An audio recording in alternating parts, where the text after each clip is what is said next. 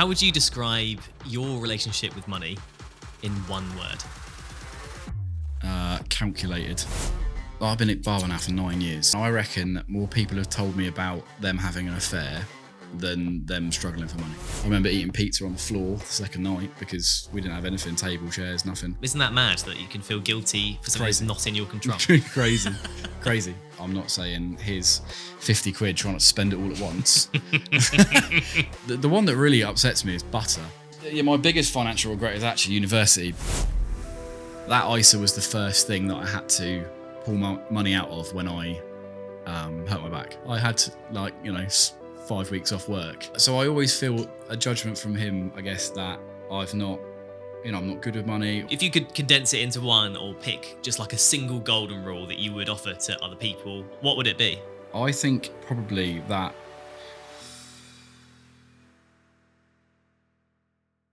Dan, welcome to the podcast. Thank you. Thanks for being here. I've given everyone a list at the start of the podcast of things to go through, just a bit of context about yourself. Can you just run us through some of those things? So my name's Dan. I'm 31, a barber, self-employed. I've got a fairly good salary. It's different being self-employed, I guess. So salary can look good depending on who you're telling. I've got 2 kids, and I guess I work in the hair industry. I'm going to hit you with a big one to start with, Dan. Yeah. How would you describe your relationship with money in one word? Calculated. Calculated? Yes. Right, explain. Deep dive into that. Is not necessarily enjoyable. But I unfortunately probably think about money all the time, 100%, like 24/7. In what way? Always having worry about money. My partner, my wife, she works part-time, but we have 2 kids, we have a mortgage. There's lots of things to have to pay for every month, lots of outgoings. Being self-employed, I guess, means that I'm fortunate enough to be booked up in my job and have a fairly, I guess, reachable goal every month of how many people I cut. But still, that tomorrow, which happened last year, you could have an injury or something, and that means that you can't work for 2 months and you have 0 income. So I guess that means that when I say it's calculated, yes, I have money to spare every month, but I generally put most of it away for rainy days, I guess. And is that a new thing since your injury and that sort of 2-month drought, or have you always done it? No, I have inherited my calculated money relationship from probably my father. Okay. Who is as tight as they come. However, I did think the other day, now that I'm in my 30s, that he probably isn't as tight as I thought he was. And being a dad now, you realise that he was tight always for himself, but never for anyone else. So if it meant that he didn't buy a new pair of shoes for months, even if he had a hole in one of them, you would say that he was tight. But actually, he did it because he wanted to make sure that we all had shoes. So I guess that's where I get it from. And Lego. Yeah. And have you it's interesting you bring up your dad. What I've noticed on this podcast is a lot of people bring up parents quite early on. Have you had a lot of money talks and conversations with your dad, your mum, your parents? Yeah, I guess the only people traditionally you talk to about money is your mum and dad, because we don't talk about it. I still remember my dad's probably a generation still where you wouldn't tell anyone what your salary was, because not that you were ashamed of it or you didn't want to brag, but because you just didn't speak about it. It wasn't the right thing to do at the time. I will talk to anyone about money. Because of that, I don't think it should be something that we hide from anybody, because if you're really struggling for money, how do you talk to somebody about what the options are for you? And if you're doing really well, how does someone celebrate that? But we don't, do we? No. We don't celebrate it enough. No. You get called arrogant or Shilling. you're boasting about it, or yeah, exactly. And it's interesting you said that your parents are the only people you do talk about money with. For me, I never have in any kind of sense, Okay. Whether it's advice or if it's, telling me what I should do or telling me how much they earn or anything like that. I mean, what conversations have you had that I've clearly missed out on in my childhood? Uh, well, blimey. So savings was a massive one when I was a kid. Really? Yeah. So I know some people that have had parents save for them. That wasn't what I had when I was growing up, but I was encouraged to save if I had money. I was encouraged to have a job at an early age. So I started having a paper round at 14, and then worked in pubs, and then developed from out the kitchen and then to front of house. Um, I've never not had a job, and I've never not had a money stream coming in, but I was never saved for, so to speak. But I guess I was encouraged to. And then when it came around to things like getting a mortgage for the first time, so I bought my house about 6 years ago, and didn't have a clue, as does nobody, because when do you learn about mortgages and interest rates and stamp duty and hundreds of thousands of pounds in your name that you will owe for half your life? Yeah, luckily that was the person I turned to. My mum and dad were the ones that taught me that, because internet or school sometimes isn't the right answer. They've not given you the tools to be able to learn it. So yeah. Well, that's good going then. I mean, mortgage at 25. Yeah.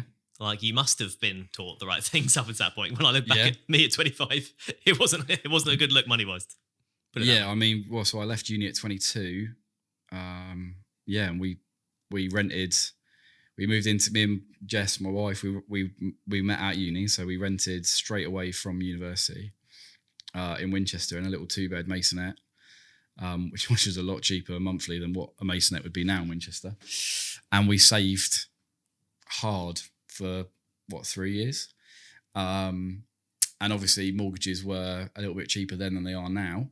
So I think our deposit was 25, and because we were first time buyers, we didn't pay stamp duty, and then a couple grand in solicitor fees. And then when we moved in, we didn't have a sofa. We didn't have, we just bought it as we went, rather than sort of having, I guess you could say, like a show house from day one. I remember eating pizza on the floor the second night because we didn't have anything, table, chairs, nothing. But we had a house. But yeah, that 3 years of saving as much as we could, because there's a lot of people out there that say they don't want to rent because they feel like it's wasted money. That's really nice to say, if you can still live with your mum and dad. But if you have to move in together for whatever reason, because Jess is from Bournemouth, so we were an hour away from each other. If you have to do that, you have to rent, and that's what you have to do. You shouldn't be made to feel guilty because of that. And it is doable to save. You just have to sacrifice something. A question I ask everyone is, how much do you talk about money with your partner? It sounds like you guys must have done quite a bit of talking about money to have gone from that position, like you say, in 3 years to have saved for a mortgage and then getting a house. Is that fair to say, or did it just all happen? We're very open about money. I know people have different situations in their couples. Like, we're married now. We've only just got married, but we have a joint account, which all of our bills come out of, and we put, we used to put half and half, but now I guess I'm the breadwinner, I guess is what you'd call it. Because she's obviously with the kids a lot and working part-time. She, they all get paid out of there, and then we give ourselves money to spend through the month, and then after that it's put in savings, or put into, I think we've got an ISA for the kids, and that's just what we've always done. We've always spoke about it, and I think she'd be the first person to check me if I was about to buy something that was irresponsible, and vice versa. If 1 month she was like, "Oh, I'm struggling for money. I haven't got much left. I feel like I've spent a lot this month." Then I ask her why, because I'm not that person that's going to be like, "Oh my God, I can't believe you spent that much money on that." But understanding why you spent all that money this month, and did you do a lot this month, or was it just one of those months where everything needs to be paid for, or was it a habit that maybe not be that positive, if it was to go over a year, for example. We're very open about money, I guess. And do you think that's a personality thing? Because a lot of relationships, and I'm sure being a barber, which we'll come on to, you hear a lot of stories. A lot of relationships can be and are, they have tension because of money. I know couples that you would say on the surface were similar to us, where we've got kids. One of them might be on maternity leave. One of them obviously earns quite considerably more than the other and pays the bills. And the other person in that relationship doesn't have control of any money. They're almost paid by their partner. Really? It's a very, very old-fashioned way of looking at things. So I guess their personality is quite old-fashioned in that way, and they might have the parents that did that and never spoke about money, and they just assume that's what they should do. We've just been very open always about stuff. I guess that's same as our marriage in general, really, is that we're pretty open about everything. So I guess we're just lucky that we both talk about it.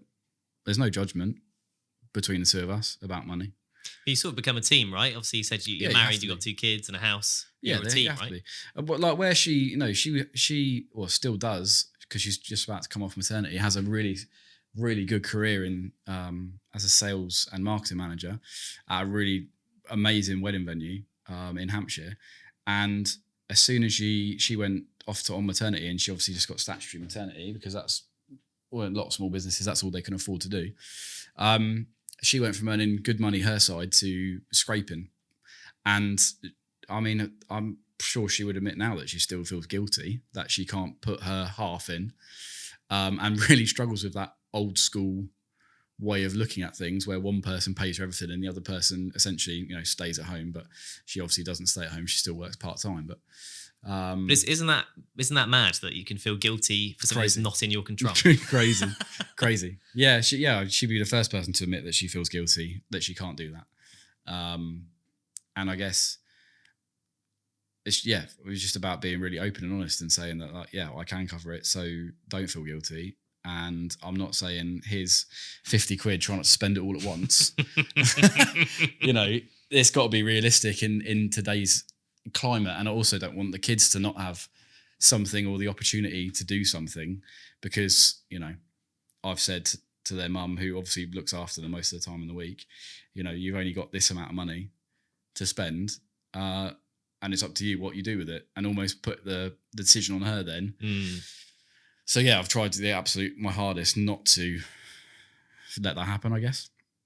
So you've got parents who've given you solid money advice growing up. Yeah. A partner who you've talked about money with openly and fairly, and managed quite a lot together for years. Yeah. What about when it comes to friends?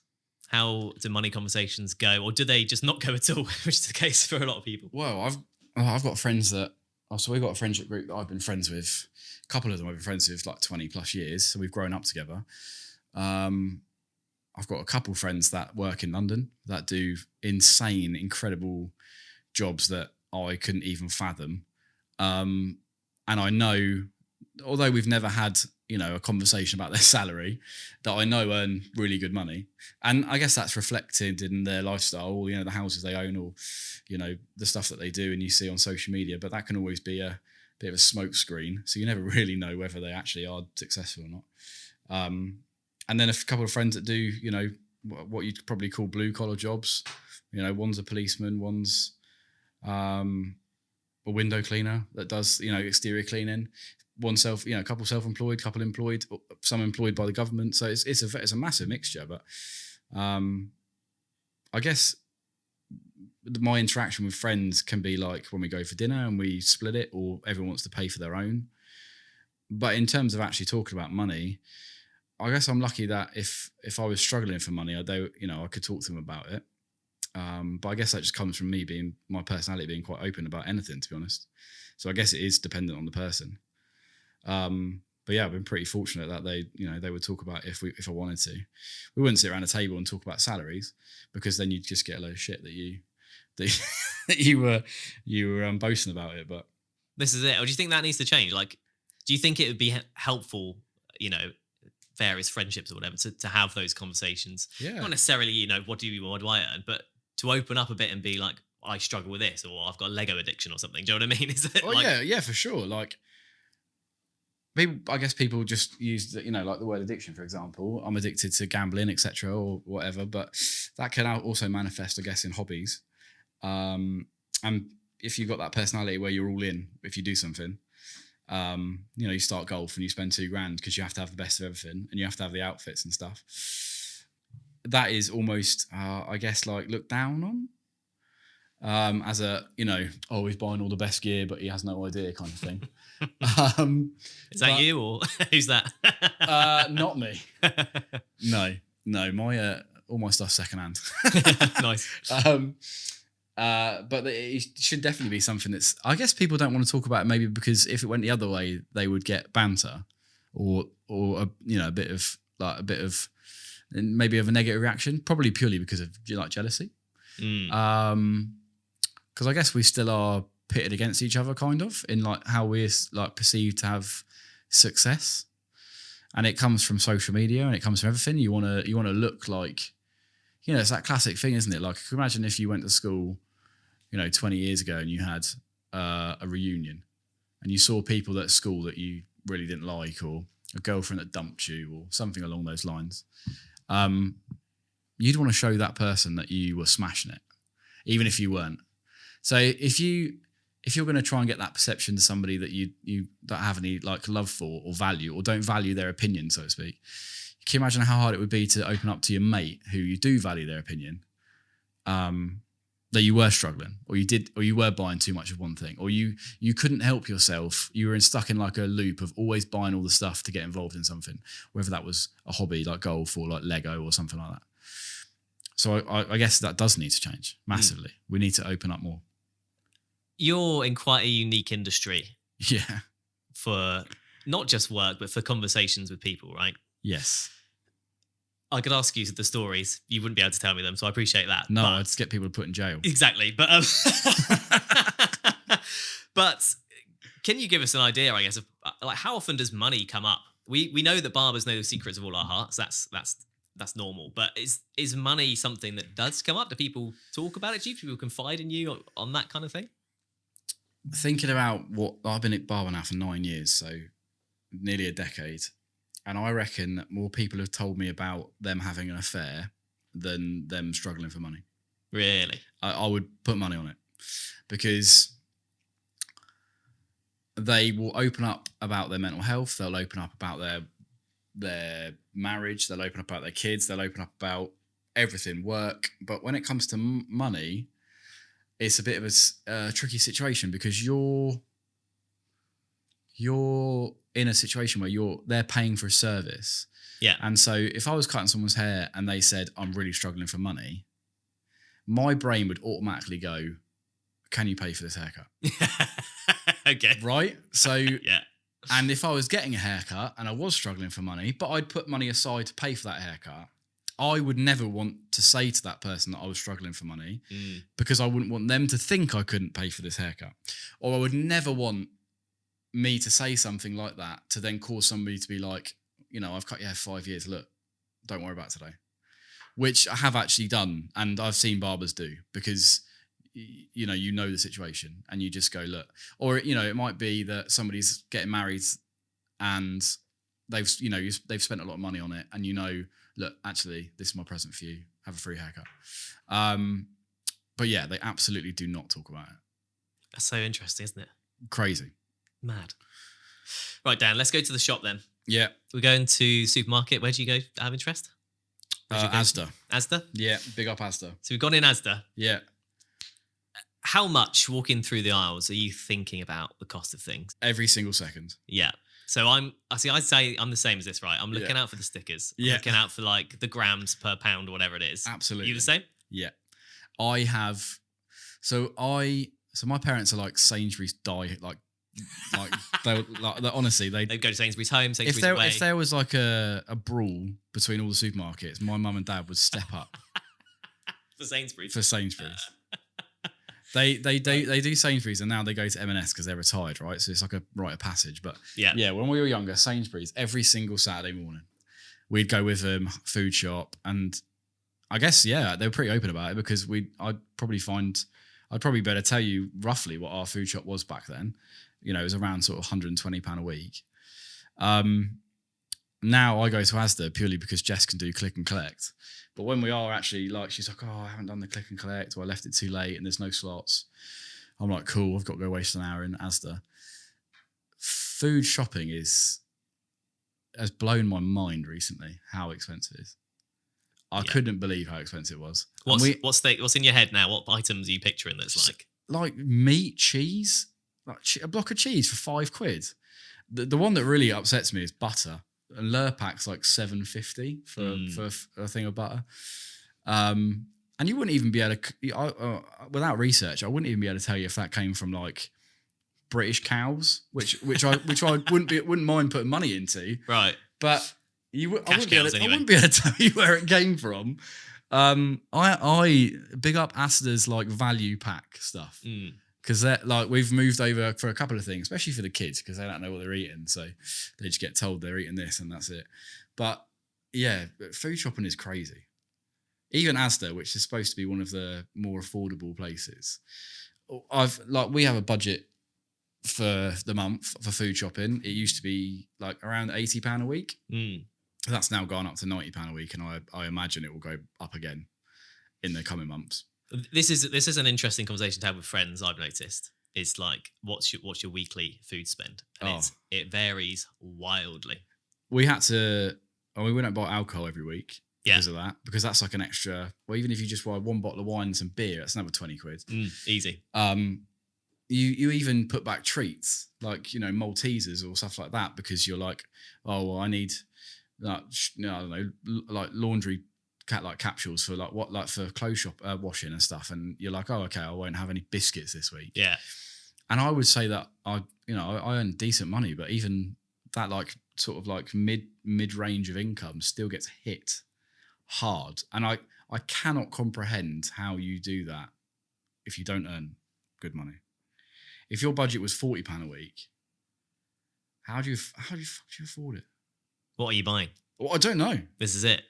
I mean, I'm sure that I'm convinced that we have made ourselves like the cheapest chocolate that you can buy in the supermarket. Yeah, you're not going dairy milk anymore. You're going that 17p Asda brand own. And sometimes you're even eyeing up the cooking chocolate. And you're like, hang on a second, you can bulk buy that. That's a step too far for me, though.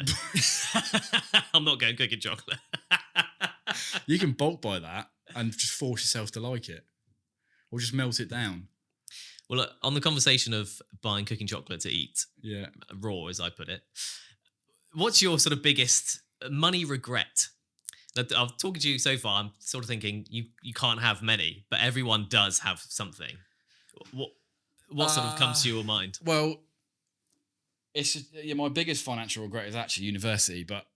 Oh, really? Yeah, but I can't say that too strongly because that's where I met my wife. So... Right.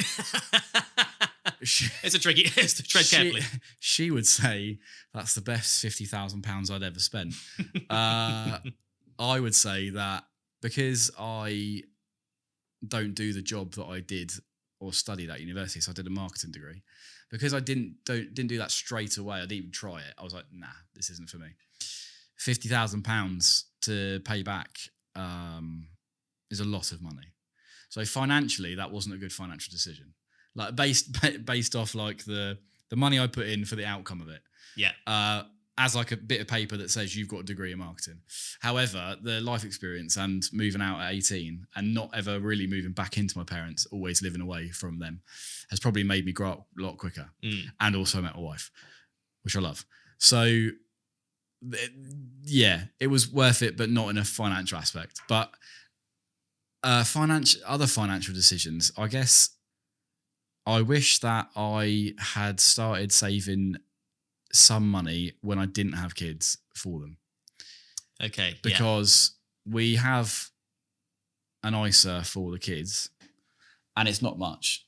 I think we put in like £10 a week. So you don't really notice it so much.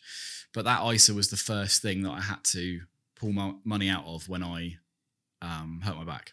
Right. So even though I started that when Arthur was born, so it was 2022. So it basically got depleted and then we started it again. But if someone had told me how hard it was to find £40 or £50 a week extra when you have kids, especially when your partner's on maternity leave, I would scream at them to start saving for it before. And like people did tell us, start saving a bit of money and then when they go on maternity leave, the statutory won't be so bad because you'll have a little bit extra. And you go, oh yeah, you'll figure it out. Can't be that bad. I find it a tricky situation because I appreciate that it's even there.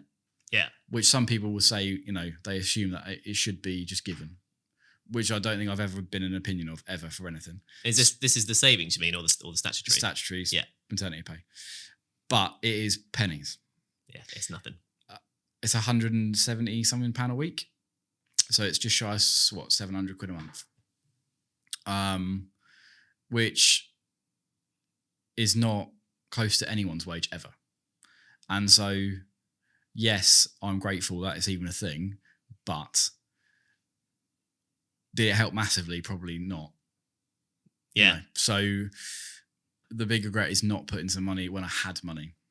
There was a period of time when I was self-employed where things got, because I was employed before and I was on pennies before, you know, pretty much minimum wage as an employed barber. Well, because I was just starting out and I didn't have much experience. But when I went to self-employed, there was a period of time where before we had kids, I had extra income and we bought a car, like most people do. They start living to their means.